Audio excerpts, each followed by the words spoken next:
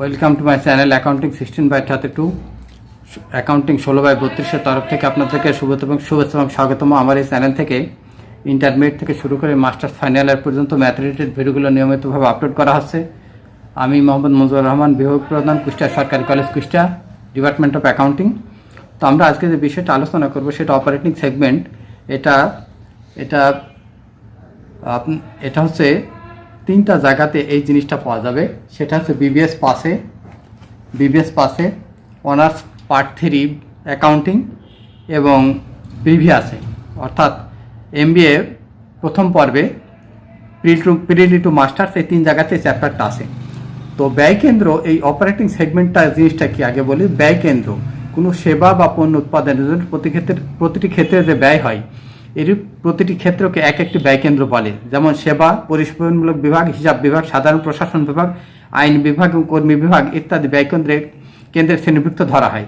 প্রতিটি ব্যয় কেন্দ্রকে ব্যয় নিয়ন্ত্রণের জন্য একজন ব্যবস্থাপক নিযুক্ত থাকে। একটা প্রতিষ্ঠান যখন উৎপাদন করে তখন সেই প্রতিষ্ঠানের বিভিন্ন বিভাগ থাকে। একটা হিসাব বিভাগ থাকে, একটা প্রশাসন বিভাগ থাকে, একটা আইন বিভাগ থাকে, একটা কর্মচারী নিয়ন্ত্রণ বিভাগ থাকে, একটা সেবা দেওয়ার জন্য বিভাগ থাকে। এই বিভাগগুলোর প্রত্যেকের উপরে ওই বিভাগের এক একজন দায়িত্ব নিয়োজিত ব্যবস্থাপক থাকে। তারা যে ব্যয়গুলো করে সেই ক্ষেত্রগুলোকে, অর্থাৎ প্রতিটি বিভাগের যে ব্যয় হচ্ছে সেইটাকে বলে ব্যয় কেন্দ্র। যেমন আমাদের কলেজেই দেখা যায় যে প্রত্যেকটা বিভাগ আছে। একটা কলেজ, তার অধীনে অনেকগুলো বিভাগ আছে, অ্যাকাউন্টিং আছে, ম্যানেজমেন্ট আছে, ফিনান্স আছে, এবং সেখানে প্রত্যেকটা জায়গায় এক একজনকে বিভাগীয় প্রধান আছে। এরা প্রত্যেকটা বিভাগের ব্যয় করে থাকে। তাহলে যখন কিছু ব্যয় হবে, সরকারি ব্যয় এবং ছাত্রদের জন্য যে ব্যয়গুলো হবে, এই প্রত্যেকটা বিভাগই হবে এক একটা ব্যয় কেন্দ্র, এবং প্রত্যেকটা বিভাগের প্রধানই হবে এক একজন ব্যবস্থাপক। কিন্তু উৎপাদনের ক্ষেত্রে, এখানে তো আমরা সার্ভিস সেবা বিভাগের কথা বলছি, এটা সেবার ক্ষেত্রে হয়ে থাকে। উৎপাদনের ক্ষেত্রে এরকম বিভাগ থাকে এবং প্রত্যেকটা বিভাগের এক একজন ব্যবস্থাপক থাকে। এবার মুনাফা কেন্দ্র কাকে বলে? যে বিভাগের উপর আয় এবং ব্যয় উভয় নির্ণয়ের দায়িত্ব থাকে তাকে মুনাফা কেন্দ্র বলা হয়। এই মুনাফা কেন্দ্রের একাধিক ব্যয় এবং আয় কেন্দ্র থাকতে পারে। মুনাফা কেন্দ্রের ব্যবস্থাকে আয় এবং ব্যয় উভয় উপরে নিয়ন্ত্রণ করে। মুনাফা কেন্দ্রের বিনিয়োগ কেন্দ্রের উপর কোনো নিয়ন্ত্রণ থাকে না। মুনাফা কেন্দ্র বিনিয়োগ কেন্দ্রকে নিয়ন্ত্রণ করে না। এই শুধু আয় এবং ব্যয়ের খাতটাকে, ব্যয়ের এই দুটো বিষয়কে নিয়ন্ত্রণ করে। বিনিয়োগ কেন্দ্র কাকে বলে? অর্থাৎ যে কেন্দ্রে শুধু বিনিয়োগ, আয় ব্যয় ছাড়া বিনিয়োগের পরিমাণ নির্ধারণ করা হয়, সেই কেন্দ্রটাকে বলা হয় বিনিয়োগ কেন্দ্র। তো বিনিয়োগ কেন্দ্রে মুনাফা অর্জন যোগ্যতা একটু পড়ে নেবেন। এবার এইটা বলি, এই জিনিসটা CODM, এটা প্রায় পরীক্ষা পড়ে থাকে। এই COD means chief operating decision maker. IFRS 8 অনুসারে CODM বলতে বিশেষ কার্য, যেমন সম্পদ বন্টন ও সেগমেন্ট মানে বিভাগগুলোর কৃতিত্ব নির্ধারণ এবং মূল্যায়নকে বোঝায়। কোনো ব্যক্তি বিশেষ কার্যনির্বাহী বা কোনো নামকে বোঝায় না। এটা কোনো ব্যক্তি বিশেষ না, কোনো ব্যক্তি বিশেষ কার্যনির্বাহী বা কোনো নামকে বোঝায় না। এবার আমরা বলছি অপারেটিং সেগমেন্ট। আন্তর্জাতিক আর্থিক প্রতিবেদন মান বা IFRS, international financial reporting standards অনুযায়ী অপারেটিং সেগমেন্ট হচ্ছে ব্যবসায়িক সত্তার একটি মুনাফা কেন্দ্র, যার আর্থিক ফলাফল CODM এর নিকট নিয়মিতভাবে বিশ্লেষণের জন্য এবং সম্পদ বন্টনের জন্য উপস্থাপন করা হয়। সাধারণত একটি অপারেটিং সেগমেন্টের জন্য একজন ব্যবস্থাপক থাকেন যিনি CODM এর নিকট উক্ত সেগমেন্টের আর্থিক ফলাফলের জন্য জবাবদিহি করেন। এখন এই জিনিসটাকে বলার জন্য আর আমার এখন আপাতত দরকার নাই। বিনিয়োজিত এগুলো আমরা আবার পরে যখন দরকার হবে তখন আলোচনা করে নেব। আপনারা ভিডিওটা থামায় একটু পড়ে নেবেন, তারপরে যখন অঙ্ক করা হবে তখন বইতে ফিরে যাবেন। এখন আমরা 3টা অঙ্ক দেখব এবং এই আলোচনাগুলো, 3 আলোচনাগুলো আমরা সাথে সাথে নিয়ে আসবো। এর মধ্যে এই 3টা সূত্র আছে আর একটা ইনকাম স্টেটমেন্ট আছে। 3টা সূত্র আর একটা ইনকাম স্টেটমেন্ট। তো আমরা ইনকাম স্টেটমেন্ট সূত্রগুলো নিয়ে আগে আলোচনা করছি না, যখন দরকার হবে তখন ওই সূত্রগুলো আলোচনা করে নেব। এখন আমরা যে কাজটা করতে চাচ্ছি সেটা হচ্ছে ইনকাম স্টেটমেন্ট তৈরি করতে হবে। তো ইনকাম স্টেটমেন্ট আমরা এটা অনেক আগে থেকেই করে আসছি। ইনকাম স্টেটমেন্টের যে ধারণাটা সেটা অনেক আগেই আপনারা জানেন যে আয় থেকে খরচ বাদ দিতে হয়। আয় থেকে খরচ বাদ দিলে পারে যেটা থাকে সেটা ইনকাম স্টেটমেন্ট। এই আয় থেকে খরচ বাদ দিয়ে যে বিবরণী তৈরি করা হয় তাকে ইনকাম স্টেটমেন্ট বলে। তো ইনকাম স্টেটমেন্ট তৈরি করার আগে দেখেন এখানে একটা জিনিস বলে দিয়েছে। 3 ধরনের কোশ্চেন হয় এখানে, 3টা সূত্র, একটা ইনকাম স্টেটমেন্ট আর গুড়া 5 থিওরি, যেটা আমি কয়েকটা পড়লাম। এই চ্যাপ্টার এই আছে। এখন এখানে দেখেন ABC company produces and sells two packaged product A and B. Revenue and cost information relating to the product as follows. এখানে প্রোডাক্টের পরিমাণ দেওয়া আছে, selling per unit, variable cost per unit, traceable fixed cost, মানে প্রত্যেক বিভাগের পৃথক fixed cost অর্থাৎ স্থায়ী ব্যয়, কমন ফিক্সড কস্ট যেটা বন্টন করা যাচ্ছে না, এটা ওভারঅল হয়ে থাকে।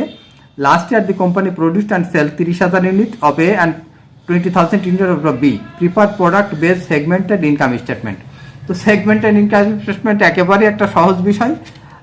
তো এখানে আমি একটুখানি দেখাচ্ছি, দেখেন সেগমেন্টেড ইনকাম স্টেটমেন্ট বলতে এখানে কি বোঝায়।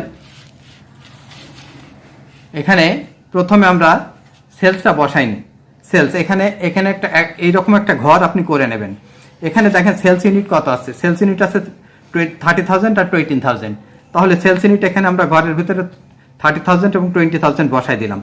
এখন লেখা আছে সেলস পার ইউনিট 4, তাহলে এ হচ্ছে টাকা 4 আর বি হচ্ছে টাকা 5 পার ইউনিট। তাহলে এখানে আমরা গুণ দেব, এই 4 দিয়ে যদি 30,000কে গুণ দেওয়া যায় তাহলে হবে 1,20,000, আর এটাকে যদি 5 দিয়ে গুণ দেওয়া যায় এটা হবে 1 লক্ষ, এটা হবে 2,20,000 টাকা।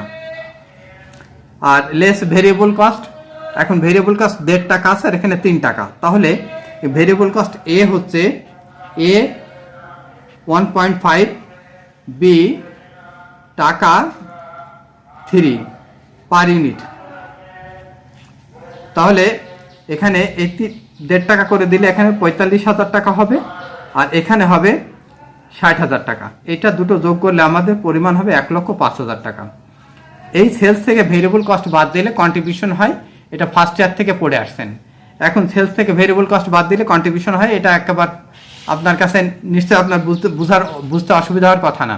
এবার আমাদের আসতে হবে সেলস থেকে ভেরিয়েবল কস্ট বাদ দিলে কন্ট্রিবিউশন, এর পরিমাণ হবে 1,15,000, আর এটা হবে 75,000 আর এটা হবে 40,000।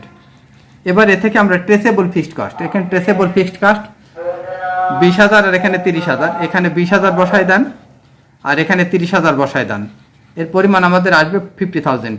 তাহলে আমাদের অপারেটিং এখানে প্রোডাক্ট লাইন অর্থাৎ প্রোডাক্ট লাইন এটাকে আমরা বলবো প্রোডাক্ট লাইন সেগমেন্টেড মার্জিন, অর্থাৎ প্রোডাক্ট লাইন প্রফিটের পরিমাণ, মার্জিন বলেন আর প্রফিটই বলেন সেই একই কথা হয়। এখানে 65,000, এখানে হবে 55,000 আর এখানে হবে 10,000।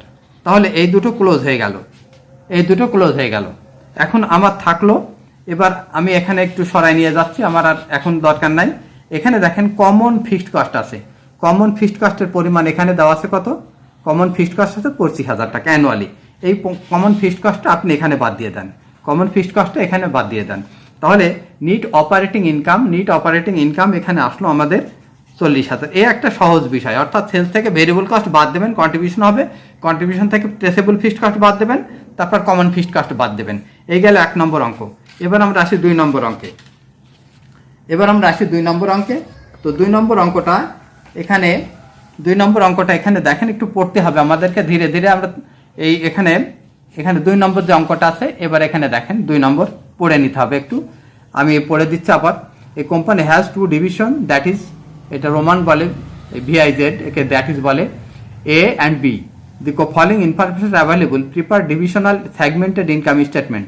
Sales division A, division B. তাহলে আমরা সেলসটা এখানে বসাই দিই, একই নিয়ম সেলস। তাহলে এখানে সেলস হচ্ছে ডিভিশন A তে এখানে 24 লাখ আর এখানে আছে 20 লাখ, তাহলে আমাদের টোটাল পরিমাণ হবে 44 লাখ। এখানে টাকা দেওয়া আছে, তাহলে এখানে আমরা টাকা লিখে দিই উপরে টাকা। এবার ভেরিয়েবল কস্ট এখানে ভাগ করা আছে, variable cost A 10 lakh, B 12 lakh, তাহলে এখানে 10 লাখ আর এখানে আমরা দেব 12 লাখ, তাহলে টোটাল আমাদের আসবে 22 লাখ। তাহলে আমাদের কন্ট্রিবিউশন মার্জিন আসবে 22 লাখ, 14 লাখ অ্যান্ড 10 লাখ অ্যান্ড 8 লাখ।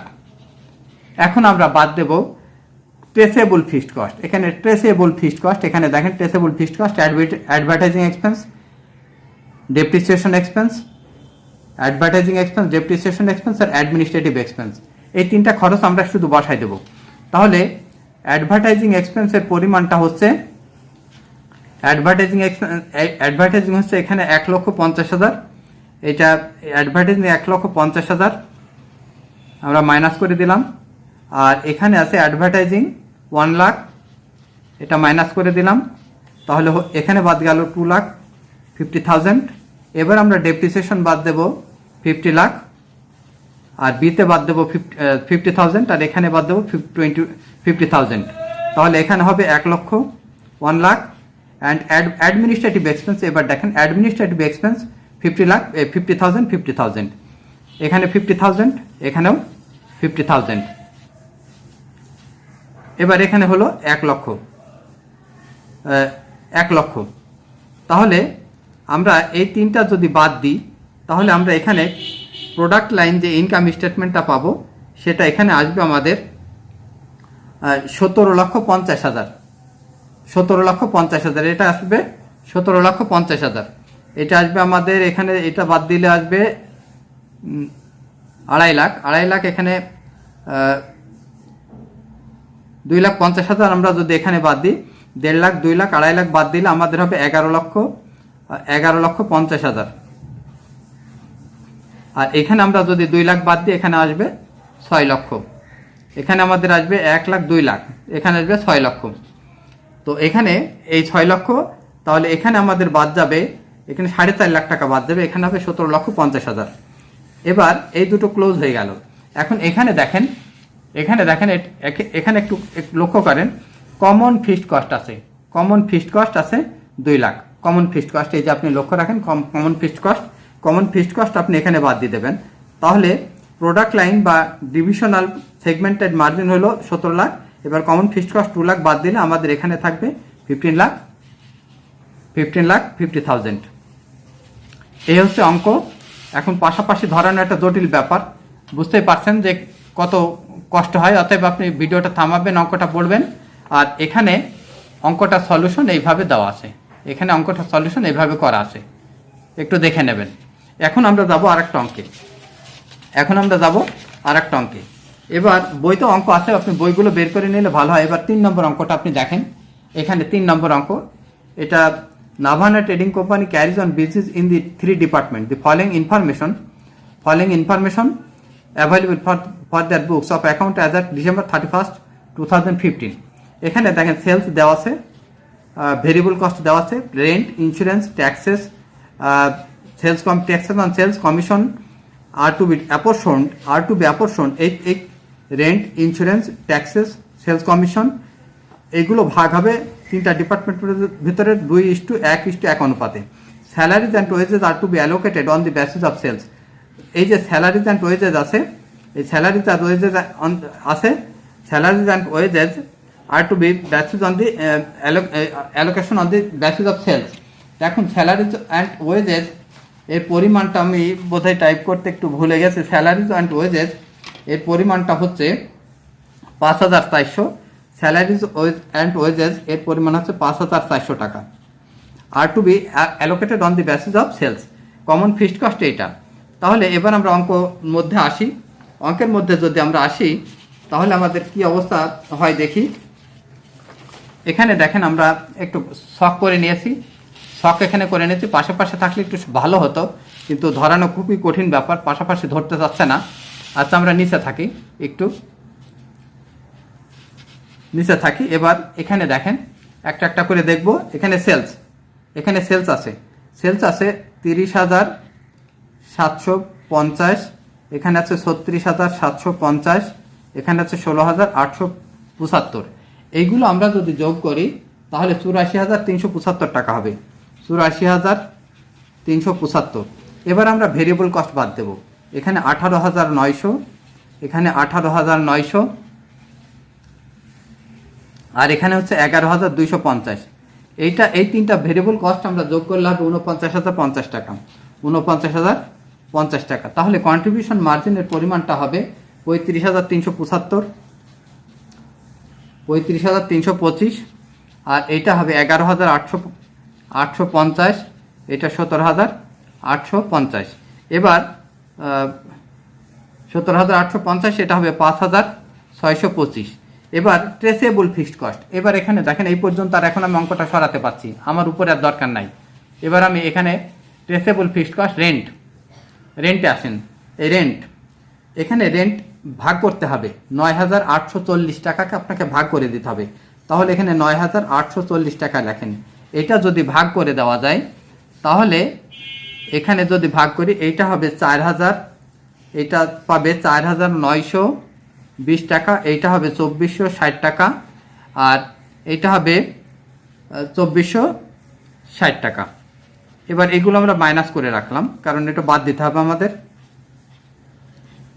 এবার আমরা আসবো ইন্স্যুরেন্সে। ইন্স্যুরেন্স 3,150 টাকা। ইন্স্যুরেন্স হচ্ছে আমাদের 3,150 টাকা। এখানে 3,150 টাকা আমরা 3,120 টাকা, 3,120 টাকা।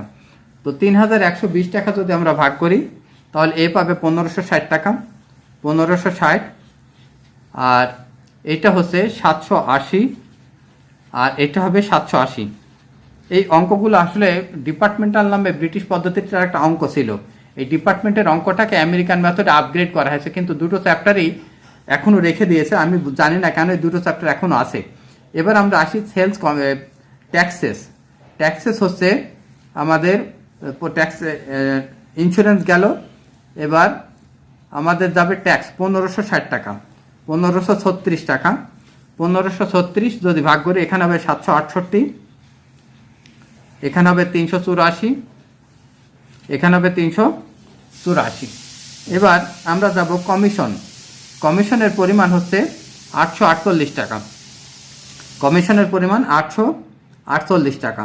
এইটাকে আমরা যদি ভাগ করি এখানে হবে 424, আর এখানে হবে 212, এখানে হবে 212। এখন এখানে দেখেন স্যালারিজ অ্যান্ড ওয়েজেস 5,400 টাকা, আর to be allocated 5,400 allocated on the basis of সেলসের পরিমাণটা এইটা, এ একটা সেলস, এ একটা সেলস, এ একটা সেলস, এই অনুপাতে ভাগ করতে হবে। আপনি ক্যালকুলেটরে ভাগ করবেন। তাহলে এখানে দেখেন আমরা এবার স্যালারিজ অ্যান্ড ওয়েজেস এখানে লিখে নিলাম। তো স্যালারিজ অ্যান্ড ওয়েজেস আমরা এখানে ভাগ করব। স্যালারিজ অ্যান্ড ওয়েজেস আমাদের 5,400, এখানে আমরা বাদ দিয়ে দেবো। এটাকে যদি আপনি এই তিনটা দিয়ে গুণ করবেন, যোগ করে এই 5,400কে ভাগ করবেন, একটা জটিল ভাগ। 1,968 টাকা, এখানে হবে 2,352 টাকা, আর এখানে হবে 1,080 টাকা। তাহলে এইগুলো আমরা যদি বাদ দিই তাহলে আমাদের ডিপার্টমেন্টাল ইনকাম হবে 9,000। এখানে হবে টোটালে আমাদের আসবে 14,581 টাকা হবে, 14,581। কারণ এটা জটিল ভাগ, এখান থেকে এই 5,000 বাদ দিলে আমাদের নেট ইনকাম আসবে। তাহলে এর পরিমাণটা হচ্ছে 9,640, এটা ক্লোজ হবে। এর পরিমাণটা হবে 6,188, ক্লোজ হবে। আর এর পরিমাণ হবে 4,916। এই ছিল অঙ্ক। এখন আমরা পরবর্তী অঙ্কতে মোট 9টা অঙ্ক হবে, এবং এই 9টা অঙ্কের ভিতর থেকে মোট 3টা সূত্র, 5টা একটা ইনকাম স্টেটমেন্ট আর 5টা থিওরি। এ হচ্ছে অঙ্ক। ভালো থাকেন, পরবর্তী ভিডিও।